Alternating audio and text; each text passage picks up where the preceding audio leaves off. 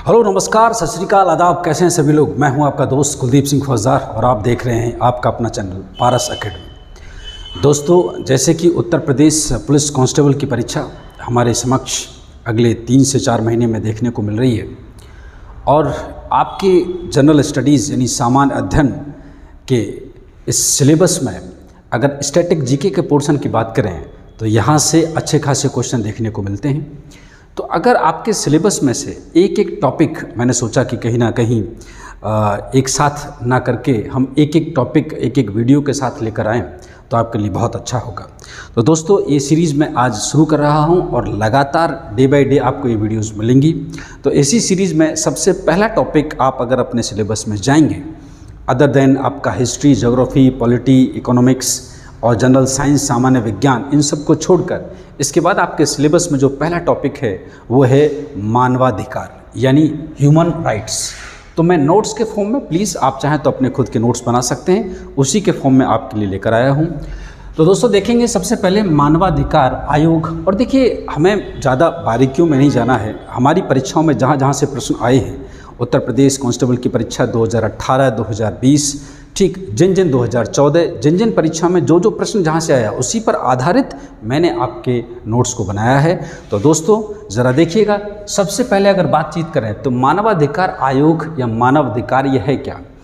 देखिए, मानवाधिकार यानी मानव के अधिकारों की रक्षा के लिए एक आयोग का गठन किया गया। अगर बात करें तो विश्व युद्ध के बाद ही, ठीक है, तमाम इस तरीके की कोशिशें शुरू हुई। तो अगर वैश्विक स्तर पर अगर बातचीत की जाए तो जो मानवाधिकारों की सार्वभौमिक घोषणा, यानी कहने का मतलब universal declaration of human rights, तो सबसे पहले जो घोषणा, ठीक है, इसे सवाल आया है, इसको हम शॉर्ट फॉर्म के अंदर UDHR के रूप में जानते हैं। दोस्तों, ये सबसे पहले घोषणा की गई 10 दिसंबर 1948 को। ये घोषणा किसने की? तो याद रखिएगा, ये घोषणा संयुक्त राष्ट्र महासभा द्वारा फ्रांस की राजधानी पेरिस में की गई। ठीक है, तो सबसे पहला सवाल जो उत्तर प्रदेश पुलिस 2014 के अंदर इसको पूछा गया, उत्तर प्रदेश पुलिस कांस्टेबल के अंदर 2014 में इस सवाल को पूछा गया है। देखिए, मैंने यहाँ भी लिखा है कि 10 दिसंबर 1948 को संयुक्त राष्ट्र महासभा के द्वारा फ्रांस की राजधानी पेरिस में, ठीक है, वैश्विक स्तर पर मानवाधिकारों की सार्वभौमिक घोषणा की गई, जिसको शॉर्ट फॉर्म में UDHR यानी universal declaration of human rights के नाम से जाना गया। ठीक है दोस्तों, चलिए, तो पहला सवाल आप इसे याद रखेंगे। इसीलिए याद रखिएगा, प्रतिवर्ष हर साल 10 दिसंबर को अंतर्राष्ट्रीय मानवाधिकार दिवस के रूप में मनाया जाता है। दूसरा सवाल, इस सवाल को सन 2018 के अंदर पूछा गया उत्तर प्रदेश कांस्टेबल में। देखिए, मानवाधिकार से सवाल पूछे गए हैं आपसे, ठीक है, याद रखिएगा। 2014 में यहाँ से सवाल पूछा गया, 2018 में यहाँ से सवाल पूछा गया। यकीनन इस साल भी आपके सिलेबस में है और यहाँ से सवाल जरूर पूछा जाएगा। तो याद रखिएगा, प्रत्येक वर्ष 10 दिसंबर को हम क्या मनाते हैं? अंतर्राष्ट्रीय मानवाधिकार दिवस मनाया जाता है। दूसरी बात कहें तो मानवाधिकारों का मैग्ना कार्टा किसे कहा जाता है? एक सवाल ये भी पूछा जाता है। तो याद रखिएगा, ये जो घोषणा वैश्विक स्तर पर मानवाधिकारों की जो सार्वभौमिक घोषणा जो हुई थी UDHR, ठीक, 10 दिसंबर 1948 को, इसी को मानवाधिकारों का मैग्ना कार्टा भी कहा जाता है। ठीक है, चलते हैं अगली स्लाइड की ओर और देखते हैं कि कुछ और क्या है इसमें आगे। चलिए दोस्तों, आगे चलते हैं। आगे देखें तो UDHR, जैसे कि मैंने आपको बताया, सार्वभौमिक घोषणा, ठीक है, UDHR में कुल 30 अनुच्छेद हैं। देखिए, इसके 30 आर्टिकल हैं और 30 आर्टिकल में से पूरे के पूरे 30 तो हम याद नहीं कर सकते, ठीक है, और 2 आर्टिकल से 2018 में प्रश्न पूछे गए हैं तो महत्वपूर्ण होते हैं। तो कम से कम वो 2 आर्टिकल कौन कौन से हैं, 2 अनुच्छेद कौन कौन से हैं जिनसे 2018 उत्तर प्रदेश पुलिस कांस्टेबल के अंदर प्रश्न पूछे गए। तो ज़रा गौर से देखिए, आर्टिकल नंबर 4, पहले तो आर्टिकल नंबर 4, गुलामी से स्वतंत्रता का विवरण। आर्टिकल नंबर 4 में क्या प्रस्तुत किया गया है? गुलामी से स्वतंत्रता का विवरण, जिसे सन 2018 में पूछा गया है। आर्टिकल 6 भी आपसे पूछा गया, कानून के समक्ष एक व्यक्ति के रूप में मान्यता का अधिकार यानी समता का अधिकार। कानून के समक्ष क्या होंगे, सभी के सभी एक जो है व्यक्ति के रूप में स्वीकार किया जाएगा। तो इन दो आर्टिकल को आप कम से कम याद रख लेना, क्योंकि 30 के 30 आर्टिकल तो याद रखना, ठीक है, ये थोड़ा मुश्किल हो जाएगा। तो अगर हमें मानवाधिकार आयोग को याद करना है तो उसमें से ये दो आर्टिकल आपके लिए महत्वपूर्ण बन जाते हैं, क्योंकि इनको, ठीक है, पिछली परीक्षा में पूछा गया है। और हो सके तो अगर आपको 30 आर्टिकल चाहिए तो कहीं ना कहीं से गूगल पर जाइए और 30 के 30 आर्टिकल को आप थोड़ा सा एक बार रीड आउट कर लीजिए, ठीक है। चलिए थोड़ा सा आगे देखते हैं। तो संयुक्त राष्ट्र मानवाधिकार परिषद, अब ये क्या चीज़ है देखिए, पहले आपके पास में मानवाधिकार आयोग था और मानवाधिकार आयोग आप देखेंगे तो यहाँ पर इसका स्थान ले लिया जाता है किसके द्वारा, संयुक्त राष्ट्र मानवाधिकार परिषद के द्वारा। 1948 में हमने जैसे कि जिक्र किया, ठीक है। इसके बाद में अगर वैश्विक स्तर लेवल पे कहा जाए तो 15 मार्च सन 2006 को इसका गठन किया जाता है संयुक्त राष्ट्र मानवाधिकार परिषद का। इसके हेडक्वार्टर की अगर चर्चा करते हैं तो इसका हेडक्वार्टर कहाँ पर है, जिनेवा में, और जिनेवा कहाँ पर है, स्विट्जरलैंड में, ठीक। टू द पॉइंट पढ़िए आप, याद करने वाली चीज़ें हैं बिल्कुल। इसके बाद में अगर बात करें तो इसके सदस्य कितने हैं, तो इसके सदस्य कितने हैं, 47 सदस्य हैं, ठीक, जिनका कार्यकाल कितना है, 3 वर्ष, जिनका कार्यकाल कितना है, 3 वर्ष। और देखिए इसके अंदर जो भारत है, भारत को भी क्या किया गया है, शामिल किया गया है, भारत को भी इसमें शामिल किया गया है, यानी भारत भी इसका एक, भारत देश भी इसका एक हिस्सा है। तो ये आपका मानवाधिकार के बारे में कुछ महत्वपूर्ण बातें हैं, ठीक। इसके बाद में मानवाधिकार आयोग में हम बात करेंगे अपने भारत की, यानी राष्ट्रीय मानवाधिकार आयोग, ठीक है, ठीक, क्लियर। इसके बाद में राष्ट्रीय के बाद में हम पढ़ेंगे राज्य मानवाधिकार आयोग। तो तीनों चीज़ हमारे लिए इम्पोर्टेंट हैं। पहली बात तो ह्यूमन राइट कमीशन यानी मानवाधिकार आयोग, वैश्विक स्तर पर बात करेंगे, अंतर्राष्ट्रीय लेवल पर बात किया हमने। इसके बाद में फिर राष्ट्रीय यानी नेशनल लेवल पर बात करेंगे, केंद्र पर बात करेंगे। इसके बाद में राज्य मानवाधिकार आयोग। तो तीनों आयोग के बारे में आपको थोड़ा थोड़ा सा जानकारी होना चाहिए। तो जितने भी महत्वपूर्ण बिंदु हैं जो हमारी परीक्षा के लिए इम्पोर्टेंट बनते हैं और जो पूछे गए हैं उन सबको मैं लेकर आया हूँ, ठीक। चलिए अब इसके आगे, तो चलिए दोस्तों थोड़ा और आगे देखते हैं। तो संयुक्त राष्ट्र मानवाधिकार उच्चायुक्त का कार्यकाल, देखिए हम मानवाधिकार आयोग और अंतर्राष्ट्रीय मानवाधिकार आयोग की चर्चा कर रहे हैं, उसमें अगर दो बिंदु और हमें देखने हैं कि संयुक्त राष्ट्र मानवाधिकार उच्चायुक्त यानी कमिश्नर का जो कार्यकाल होता है वो कितने वर्ष का होता है, 4 वर्ष का होता है। और दूसरा, इसके कार्यालय के अंदर, इसमें इसके कार्यालय में कितने सदस्य होते हैं, सदस्यों की संख्या, तो 18। ये प्रश्न भी पूछा गया है उत्तर प्रदेश कांस्टेबल में, यूपीपी सन 2018 में, ठीक है। तो ये भी बहुत महत्वपूर्ण है कि संयुक्त राष्ट्र मानवाधिकार उच्चायुक्त के कार्यालय में कितने सदस्य हैं, सदस्यों की संख्या 18 है। इसके बाद में संयुक्त राष्ट्र मानवाधिकार उच्चायुक्त का जो कार्यकाल है वो हेडक्वार्टर कहाँ पर है, जिनेवा में है। कहाँ है, जिनेवा में है। राष्ट्रमंडल मानवाधिकार आयोग का हेडक्वार्टर कहाँ है, नई दिल्ली में। इसको भी आप याद रखिएगा। राष्ट्रमंडल, अब जानते हैं आप राष्ट्रमंडल देश कौन कौन से हैं, ठीक है। जैसे कि ब्रिटिश भारत की बात करें, ब्रिटिश ईस्ट इंडिया कंपनी के अंतर्गत जितने भी देश, जो ब्रिटिश एम्पायर था, जो कॉलोनीज थी, ठीक है, उन सारे देशों को जो आज़ाद हुए बाद में जो अधीन थे उन सभी को राष्ट्रमंडल देशों में शामिल किया जाता है, ठीक है। तो राष्ट्रमंडल मानवाधिकार आयोग का जो हेडक्वार्टर है वो कहाँ पर है, नई दिल्ली पर है। तो ये कुछ महत्वपूर्ण तथ्य जो कि अंतर्राष्ट्रीय मानवाधिकार आयोग पर थे, बहुत महत्वपूर्ण थे दोस्तों। इसके बाद थोड़ा हम आगे चलेंगे, देखते हैं राष्ट्रीय मानवाधिकार आयोग। तो अगर भारत के स्तर पर बात करें, राष्ट्रीय मानवाधिकार आयोग भारत में मानव अधिकारों का प्रहरी, ठीक है। जैसे कि हमने मौलिक अधिकार हमारे भारतीय संविधान में है, उनमें से कुछ अधिकार जैसे कि शिक्षा का अधिकार, ठीक है, समता का अधिकार, भोजन का अधिकार, ये कुछ ऐसे मौलिक अधिकार हैं, ठीक है, जिनकी सुरक्षा का अधिकार, जिनकी सुरक्षा कौन करता है, राष्ट्रीय मानवाधिकार आयोग करता है, इसका दायित्व होता है। बात करें दोस्तों, एक सवाल आपसे पूछा जाएगा, निम्नलिखित में से राष्ट्रीय मानवाधिकार आयोग है, ऑप्शन ए गैर संवैधानिक निकाय, ठीक है, या फिर दूसरे रूप में पूछा जाएगा यहाँ से संवैधानिक निकाय, वैधानिक निकाय, बहुसदस्यीय संस्था है, बहुसदस्यीय। तो जरा देखिए इन तीनों ही इसके आंसर होंगे।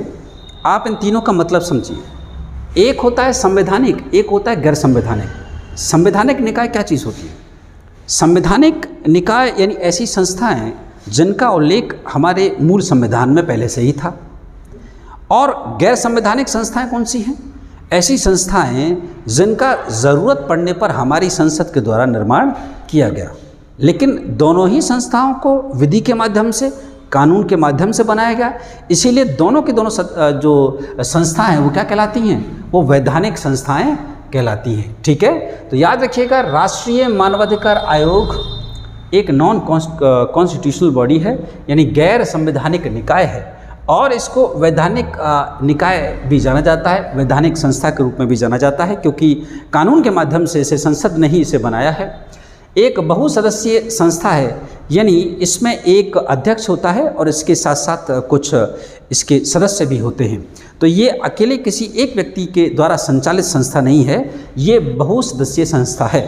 तो अगर आपके ऑप्शन में इनमें से कहीं कोई कीवर्ड आपको दिखता है तो प्लीज़ टिक कीजिएगा, वेरी वेरी इंपॉर्टेंट। ठीक है, यानी ये एक गैर संवैधानिक संस्था है, वैधानिक संस्था भी है और बहुसदस्यीय संस्था भी है। अब थोड़ा सा हम चर्चा करें कि इसका हेडक्वार्टर के बारे में। तो इसका हेडक्वार्टर कहाँ पर है भाई? इसका मुख्यालय कहाँ है? इसका मुख्यालय है दिल्ली में, वेरी वेरी इंपॉर्टेंट। अब अगर इसके गठन की बात करें तो इसका गठन कब हुआ? तो देखिए, और किसके माध्यम से हुआ? तो मानवाधिकार संरक्षण अधिनियम 1993, वेरी वेरी इंपॉर्टेंट, पूछा गया सवाल है कि राष्ट्रीय मानवाधिकार आयोग का गठन किसके माध्यम से हुआ, किसके तहत हुआ?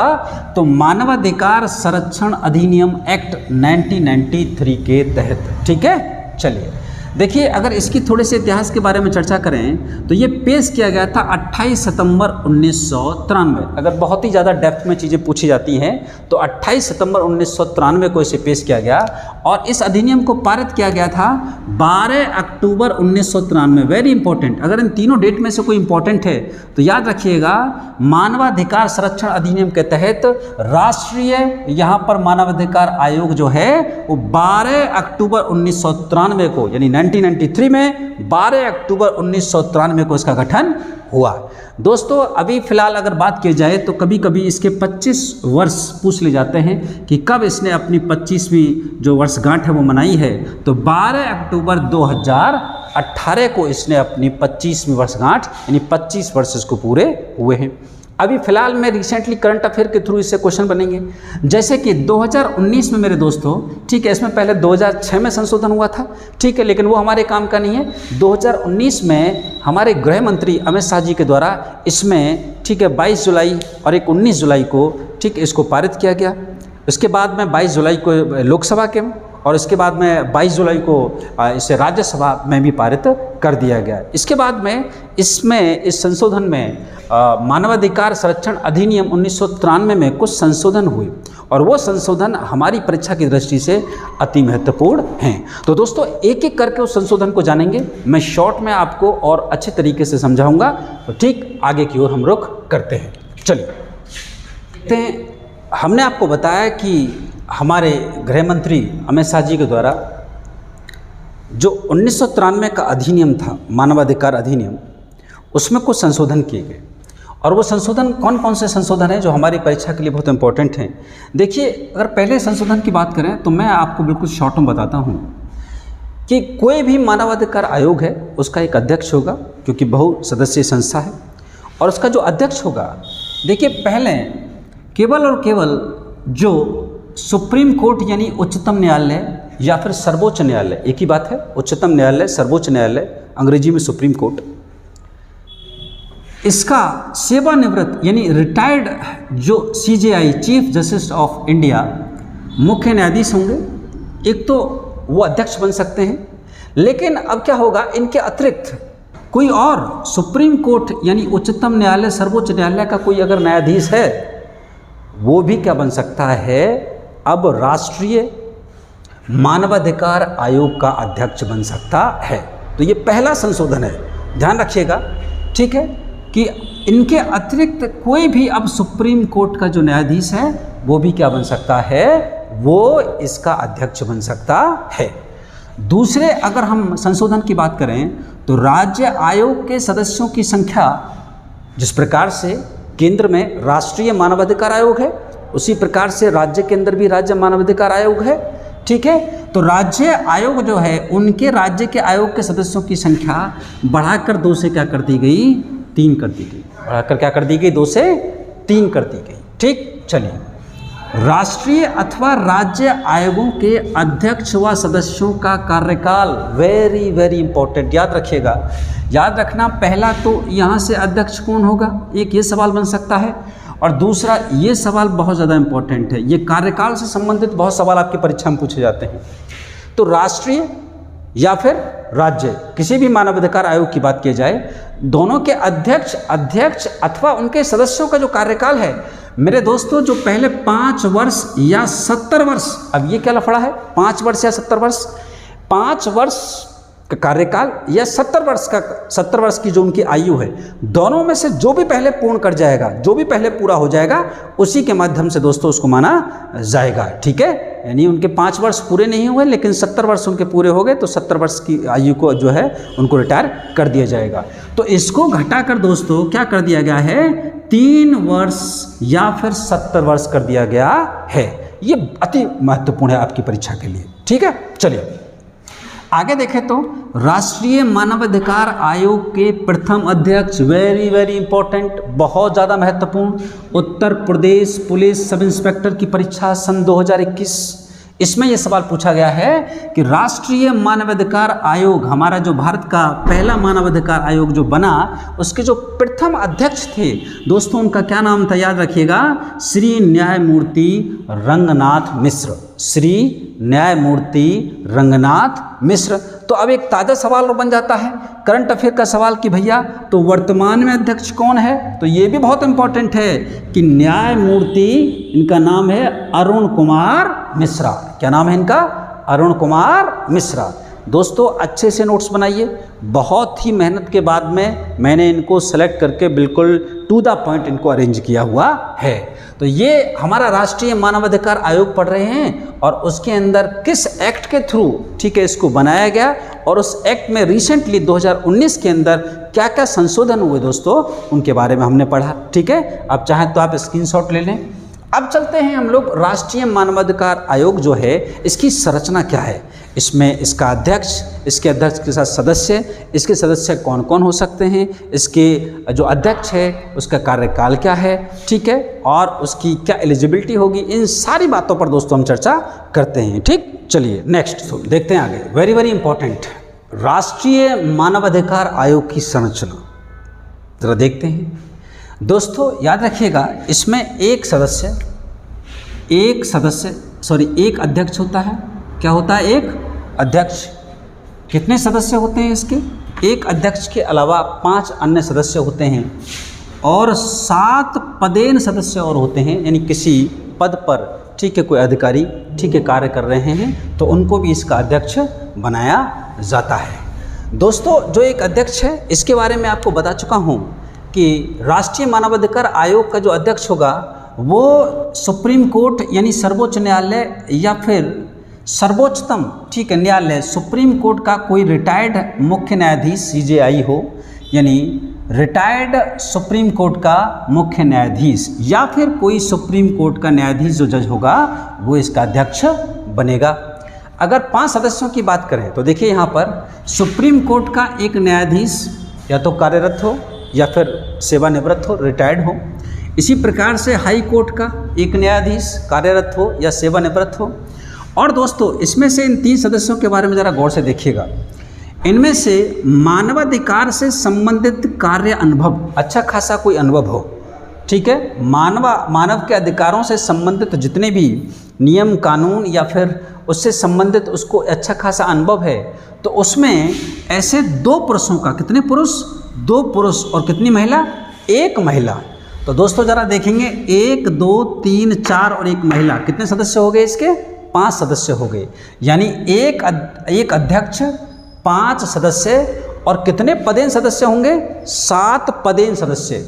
देखिए किसी न किसी आयोग के ये अध्यक्ष हैं, ठीक है, कोई सरकारी जो है पद पर हैं, तो ज़रा देखेंगे। इनको याद रखने का तरीका मैं आपको बताता हूँ, थोड़ा सा एक बार पढ़ ले फिर आपको बताऊँगा। देखो SC यानी आप लोग देखेंगे अनुसूचित जो जनजाति हैं हमारी, SC नहीं अनुसूचित जाति, SC शेड्यूल कास्ट, SC आयोग जो है हमारा उसके अध्यक्ष, ST शेड्यूल ट्राइब्स, ठीक है, अनुसूचित जनजाति उनके आयोग का अध्यक्ष, OBC अन्य पिछड़ा जो हमारा वर्ग है उसका अध्यक्ष, अल्पसंख्यक जो हमारी माइनॉरिटीज़ हैं उनका अध्यक्ष।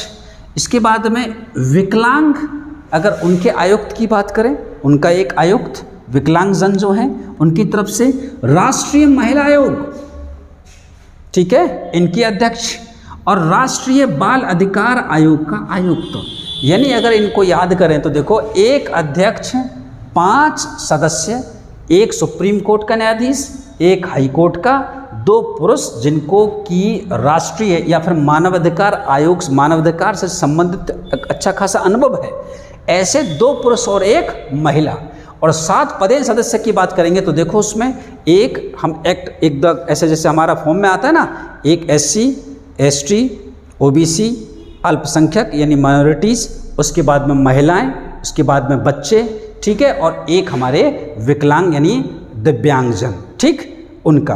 तो इस प्रकार से कितने सदस्य हो गए दोस्तों? 7 सदस्य हो गए। ये राष्ट्रीय मानवाधिकार आयोग की संरचना है।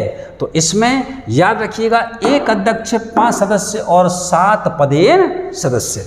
तो दोस्तों इसके बारे में अब अभी थोड़ा सा और जानते हैं, जैसे कि इन सदस्य और अध्यक्षों की नियुक्ति कौन करता है, किसकी सिफारिश पर होती है, ठीक है, इनको कौन हटा सकता है, इनका वेतन क्या होता है, इन सारी बातों पर और चर्चा करेंगे। किसी भी टॉपिक को पकड़ेंगे तो बहुत अच्छे तरीके से आप इसके नोट्स बनाइए, हाईलाइटर से उसको हाईलाइट कीजिए और बार बार इन तथ्यों को दोबारा से रिपीट कीजिए, ठीक है। और यहाँ से संबंधित जितने भी ऑब्जेक्टिव क्वेश्चंस हैं आप अपनी बुक में जाकर लगाइए। जनरल स्टडीज़ को पढ़ने का सबसे अच्छा मूल मंत्र यही है। आप सोचें कि आप इसको रट लेंगे, ठीक है, ऐसा नहीं किया जा सकता, ठीक। 2 दिन रटेंगे, तीसरे दिन आप भूल जाएंगे। तो सबसे अच्छा है इनको पढ़िए, मल्टीपल टाइम्स रिवीजन कीजिए, ऑब्जेक्टिव क्वेश्चंस की प्रैक्टिस कीजिए। आप देखेंगे आपके सबकॉन्शियस माइंड में ये क्या हो जाएंगे, बिल्कुल सेव हो जाएंगे, ठीक। चलिए तो थोड़ा आगे चलते हैं दोस्तों। चलिए आइए दोस्तों देखते हैं अध्यक्ष और सदस्यों की नियुक्ति, ठीक है, किसके द्वारा की जाती है, कौन करता है। तो अध्यक्ष हो या फिर राष्ट्रीय मानवाधिकार आयोग का कोई सदस्य हो। कितने सदस्य होते हैं अभी हमने देखे, 5 सदस्य, 7 पदेन सदस्य, एक अध्यक्ष।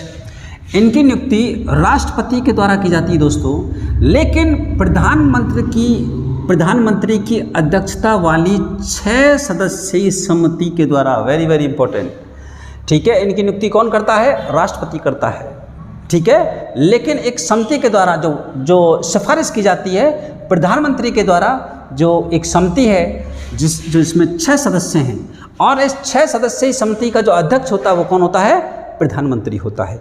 ये 6 सदस्य कौन कौन हैं, जरा इस पर चर्चा करें। तो देखिए, पहला सदस्य तो खुद प्रधानमंत्री, जो कि कौन है, अध्यक्ष है। दूसरा, इसको मैंने कुछ इस प्रकार से बांटा है, देखिए, एक लोकसभा और एक राज्यसभा। आप जानते हैं पॉलिटी में आपने पढ़ा होगा संविधान के अंदर, ठीक है, कि हमारा संसद और संसद के कितने सदन, 2 सदन, एक लोकसभा एक राज्यसभा। तो आप ऐसे बांटिए, एक लोकसभा एक राज्यसभा। एक क्या होता है, लोकसभा का अध्यक्ष होता है, तो लोकसभा का अध्यक्ष इसका सदस्य होगा, ठीक। और दूसरी बात, यहाँ पर लोकसभा के अंदर एक विपक्ष का नेता होता है, विपक्षी नेता, ठीक है, तो ये भी एक सदस्य हो गया। तो 1 2 3, तो लोकसभा का अध्यक्ष और लोकसभा का क्या, विपक्षी नेता। दूसरा क्या है, राज्यसभा। तो राज्यसभा के अंदर जानते हैं कि राज्यसभा में अध्यक्ष और उपाध्यक्ष नहीं होते, राज्यसभा के अंदर सभापति और उपसभापति होते हैं। और आप जानते हैं यहाँ पर राज्यसभा का सभापति नहीं आएगा, क्योंकि राज्यसभा का सभापति क्या होता है, जो पदेन सभापति होता है वो उपराष्ट्रपति होता है, ठीक है। इसीलिए यहाँ पर राज्यसभा का उपसभापति लिया है मेरे दोस्तों, और राज्यसभा का एक विपक्षी नेता, ठीक है। तो कितने हुए, 1 2 3 4 5। और दोस्तों एक सदस्य और होता है, वो है हमारे केंद्रीय गृह मंत्री। याद रखिएगा, इसको लिंक करूंगा मैं जब राज्य मानवाधिकार आयोग पढ़ेंगे। अभी पढ़ रहे हैं हम क्या, केंद्रीय मानवाधिकार आयोग, इससे पहले हमने अंतर्राष्ट्रीय मानवाधिकार आयोग पर चर्चा की थी। अभी पढ़ रहे हैं हम लोग क्या कि यहाँ पर राष्ट्रीय मानवाधिकार, नेशनल, ठीक है, ह्यूमन राइट कमीशन, NHRC।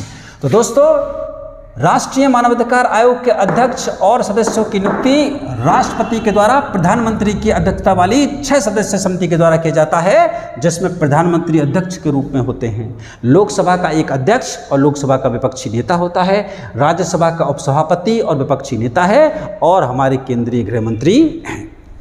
अब थोड़ी सी चर्चा इनके कार्यकाल और इनके थोड़े से वेतन पे करते हैं दोस्तों, और इसी के साथ में इस टॉपिक को हम क्लोज करेंगे और अगला टॉपिक राज्य मानवाधिकार आयोग थोड़ा सा इसमें जानेंगे। ठीक है, चलिए आइए लास्ट करते हैं इस टॉपिक को। थोड़े थोड़े से इसमें क्या फैक्ट बाकी रह गए उनको ज़रा देखें। तो अगर इसके कार्यकाल की चर्चा करें, ठीक है, इनका जो सदस्य अध्यक्ष है उनके कार्यकाल की चर्चा करें, तो 3 वर्ष या 70 वर्ष जो भी पहले हो जाए, मैं आपको पहले बता चुका हूँ। ठीक है, ये संशोधन हुआ है अभी। ठीक, पहले 5 वर्ष 70 वर्ष थी, अभी क्या कर दिया गया है, 3 वर्ष 70 वर्ष कर दिया गया है। इनकी पुनर्नियुक्ति भी की जा सकती है। जी बिल्कुल, ऐसा नहीं है कि एक बार बनने के पश्चात ये दोबारा कहीं भी जो है बनेंगे नहीं, बिल्कुल बन सकते हैं। इनकी पुनर्नियुक्ति की जा सकती है। अगर इनको पद से हटाने की बात की जाए, यानी इनका समय से पूर्व ही इनको इनके पद से हटाया जाए, तो देखिए किन हालातों में हटा सकते हैं और कौन हटा सकता है। तो देखिए सबसे पहली बात तो इनको इनके पद से हटा सकता है कौन, राष्ट्रपति। और राष्ट्रपति किन किन मसलों पर, किस तरीके से, देखिए अगर यहाँ पर इन पर जो भी किसी भी तरीके का, ठीक है, एक जो इल्ज़ाम लगेगा कि उसकी क्या करेंगे, सुप्रीम कोर्ट क्या करेगा, उसकी जांच करेगा। जो भी इन पर इल्ज़ाम है, जिस भी अपराध में इनको अपराधी ठहराया गया है, तो दोस्तों उसकी सुप्रीम कोर्ट क्या करेगा, सर्वोच्च न्यायालय जांच करेगा। और जैसे कि अगर ये कौन कौन से अपराध, जैसे जिस प्रकार से मान के चलिए वो दिवालिया हो गया, या फिर असमर्थता, मानसिक रूप से कार्य करने लायक नहीं है, ठीक है, शारीरिक रूप से कार्य करने लायक नहीं है, तो इतना महत्वपूर्ण पद है, ऐसे व्यक्ति को क्यों बैठाया जाए जो शारीरिक रूप से जो है कार्य नहीं कर सकता, ठीक है। या फिर किसी प्रकार से अगर देखें तो उसका दुराचार है, ठीक, उसका आचार विचार ठीक नहीं है, उसके अंदर वो पाया जाता है, तो उसको दंड का भागी है। तो दोस्तों ऐसे स्थिति में अगर सुप्रीम कोर्ट जांच करता है और उसमें ये सही पाया जाता है, दोषी पाया जाता है, तो दोस्तों राष्ट्रपति के द्वारा इसको इसके पद से हटा दिया जाएगा। क्लियर नहीं क्लियर है, ये बात कर रहे हैं हम अध्यक्ष की और सदस्यों की। अब बात करते हैं इसके त्यागपत्र की। ये अपना त्यागपत्र किसको देगा, यानी अपनी इच्छा से हटना चाहे तो, ठीक है, वहाँ पर हटाना इनकी इच्छा नहीं है, यहाँ पर क्या है, हम इनको हटा रहे हैं, ये त्याग करना चाहते हैं, तो दोस्तों अपना त्याग पत्र ये किसको देंगे, राष्ट्रपति को देंगे। इन दोनों स्थिति में क्या है, राष्ट्रपति है। लेकिन राज्य मानवाधिकार जब पढ़ोगे तब वहाँ पर देखेंगे आप लोग, यहाँ पर हटाएगा तो राष्ट्रपति, लेकिन त्याग पत्र देगा वो किसको, राज्यपाल को। आगे जानेंगे हम लोग थोड़ा सा। तो याद रखिएगा इन दोनों स्थिति में क्या है, राष्ट्रपति को, और इसका जो वेतन है वो केंद्र सरकार के द्वारा दिया जाता है। अब थोड़ी इसकी कार्य की चर्चा करते हैं। तो केवल उन्हीं मामलों को जांच जिनकी घटित हुए 1 वर्ष से कम का समय हुआ है, यानी पहला जो प्राइमरी काम है कि मानव अधिकारों का अगर कहीं उल्लंघन हो रहा है तो उनकी जाँच कौन करेगा, उनकी जाँच करेगा राष्ट्रीय मानवाधिकार आयोग। और दोस्तों केवल ये उन्हीं मसलों पर जो है जांच कर सकता है, ऐसा मामला जिसकी अवधि जो है अभी 1 वर्ष से कम का समय है, उन्हीं मामलों पर ये क्या करेगा, जांच करेगा। और दोस्तों केंद्र सरकार हो या राज्य सरकार हो, ठीक है, किसी से भी ये कोई भी रिपोर्ट मांग सकता है, राष्ट्रीय मानवाधिकार आयोग, ठीक है। और एक प्रश्न जो कि सन 2019 में उत्तर प्रदेश कांस्टेबल में मेरे दोस्तों पूछा गया है, राष्ट्रीय मानवाधिकार आयोग में कुल कितनी कोर होती हैं, जिससे कुछ NGOs वगैरह हैं, ठीक है, चिल्ड्रंस कोर है, तो हमें सारी की सारी कोर को जो है जानकारी रखने की ज़रूरत नहीं है, लेकिन संख्या ज़रूर याद रखिएगा कितनी कोर है, इसमें 9 कोर हैं मेरे दोस्तों। उत्तर प्रदेश कांस्टेबल या फिर लेवल 1 के जितने भी एग्ज़ाम होते हैं, ठीक है, उनको ध्यान में रखते हुए मैंने राष्ट्रीय मानवाधिकार आयोग या संपूर्ण मानवाधिकार आयोग की बात करें तो हमने उस पर थोड़ी चर्चा की, और मैं आशा करता हूं कि मैंने किसी प्रश्न को नहीं छोड़ा है, सभी प्रश्नों को देखकर जो गत आपकी परीक्षाओं में आए हैं उनको भी शामिल किया है। आपको बताया बताया भी है कि कहाँ पर कौन सा प्रश्न आपकी परीक्षा में पूछा गया है। अब इसमें एक छोटा सा टॉपिक रह गया है, राज्य मानवाधिकार आयोग। ठीक है, तो मैं आशा करूँगा कि आपको समझ में आया होगा और अगली क्लास में ठीक 15 से 20 मिनट का एक और मैं वीडियो आपके लिए दूंगा, जिसमें राज्य मानवाधिकार आपका आयोग क्या हो जाएगा, कंप्लीट हो जाएगा। अब आप क्या करें, देखिए आप अपने सिलेबस में जाइए और यहाँ से बिल्कुल टू द पॉइंट अपने नोट्स बनाइए और इन सबको हाईलाइट करते हुए डेली रीडिंग कीजिए। इसी प्रकार से जितना भी स्टैटिक टॉपिक है आपका उत्तर प्रदेश कांस्टेबल में, उन सभी को लेकर मैं आऊँगा, सारे क्वेश्चंस को रीड आउट करने के बाद में कि कोई क्वेश्चन छूट ना जाए, कोई आपकी परीक्षा के लिए महत्वपूर्ण बात रुक ना जाए। बस दोस्तों, आपको क्या करना है, थोड़ा सा सपोर्ट करना है। अगर आपको वीडियो अच्छी लगी हो तो प्लीज़ लाइक करना और शेयर करना, सब्सक्राइब करना। ठीक है, मैं इसी प्रकार से आपके साथ में मेहनत करता रहूँगा। ठीक है, सो गुड लक। आप अपनी परीक्षा के लिए निरंतर इसी प्रकार से मेहनत करते रहिए। राम राम। आज के लिए इतना ही, मिलेंगे आपसे कल।